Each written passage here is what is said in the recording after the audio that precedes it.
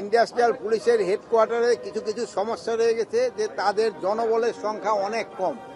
আপনারা জানেন যে আমাদের এই অগাস্টের পরে ইন্ডাস্ট্রিয়াল সেক্টরে অনেক ধরনের সমস্যা দেখা দিয়েছিল।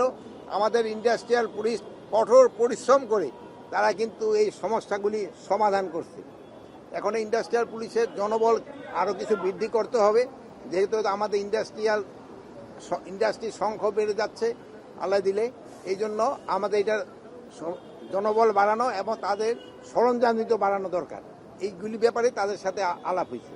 আর এখানে আমার মেইন আছে, এখানে আমি এর আগে একবার আসছিলাম, আসার আগে আমি একবার দেখে গেছিলাম যে তাদের 3 তলা থাকার জায়গা আছে, বাট তাদের ওয়াশরুম নাই গোসল করে।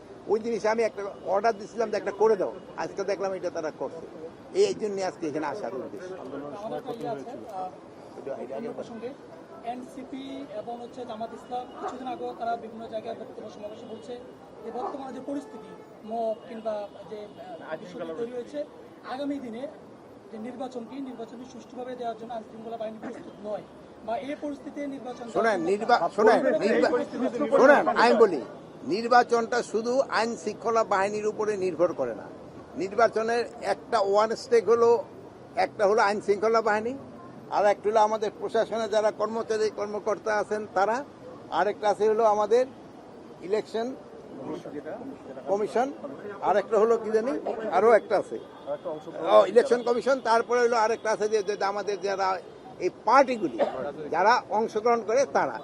এখন ধরেন ইলেকশন কমিশনের উপরে নির্ভর করে এই পুলিং অফিসার, প্রিজাইডিং অফিসার, এটা তারা নিয়ন্ত্রণ করে।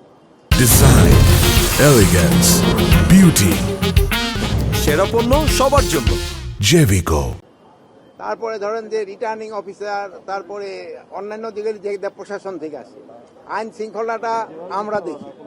তারপরে হলো মেইন পার্টি হলো যারা ইলেকশন করতেছে। এখন ইলেকশনটার জন্য সবচেয়ে বেশি প্রস্তুতি দরকার যারা ইলেকশনে পার্টিসিপেট করবে তাদের। আমাদের প্রস্তুতি ঠিক আছে, সবাই প্রস্তুতি যদি হয়, 4টার প্রস্তুতি একসাথে হলে কোনো অসুবিধা, আমাদের প্রস্তুতি কোনো ঘাটতি নেই। আপনারা দেখতেছেন, আপনাকে নিরাপত্তা তো দিতে পারতেছি।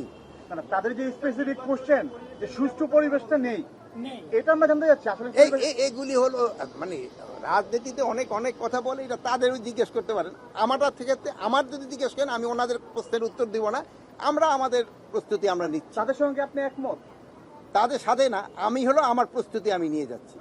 পরিবেশ আছে, আমরা প্রস্তুতি, যেহেতু আমরা আরো সময় আছে প্রায় 5-6 মাসের মতো, আমরা প্রস্তুতি নেওয়া শুরু করে দিছি। ওই সময় ইলেকশনের সময় আমার মনে হয় না আইন শৃঙ্খলার থেকে কোনো রকমের অসুবিধা হবে। এখনো বিভিন্ন জায়গায় মব হচ্ছে,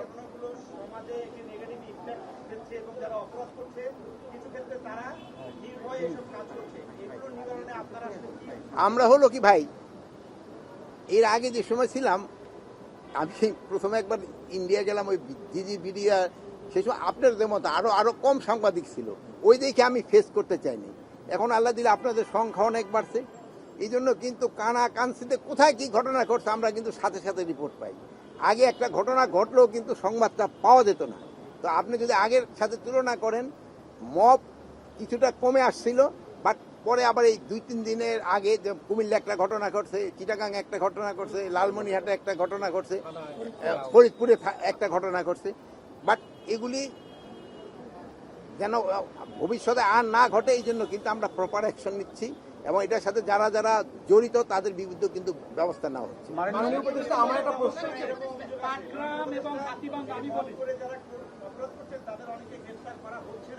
রংপুর অপরাধে এই পর্যন্ত 7 জনকে গ্রেপ্তার করা হয়েছে। এই জন্য যার একজন পানিশমেন্ট দেওয়া হয়েছিল তারও গ্রেপ্তার করা হয়েছে।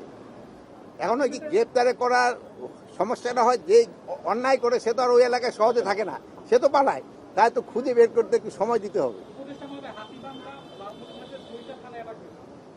ওইটা বললাম তো আমি, ওইটার কথা তো আপনারা বললাম।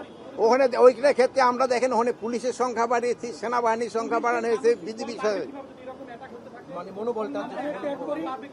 শোনেন, আরে ভাই, সবাই যদি একজনের প্রশ্নের উত্তর না দিতে হলে তো হবে না।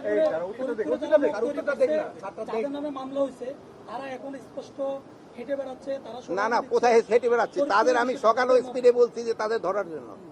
তাদের ধরার জন্য বলেছে, যদি হেঁটে বেড়ায় থাকে আপনারা ওই ধরে দিয়েন কোথায় হেঁটে বেড়াচ্ছে।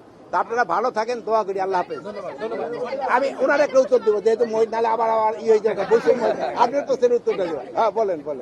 সেটা হচ্ছে 5ই আগস্টের পর যে রদবদল হয়েছে পুলিশের, এখন বিভিন্ন থানায় হচ্ছে বদলিকৃত ওসি এবং অন্যান্য কর্মকর্তা রয়েছে, দায়িত্বশীল কর্মকর্তা, তারা তাদের জায়গায় থেকে একটা অভিযোগ রয়েছে বিভিন্ন জায়গায় রাজধানীর বিভিন্ন জায়গায় দখল বাণিজ্য কায়েম করছে।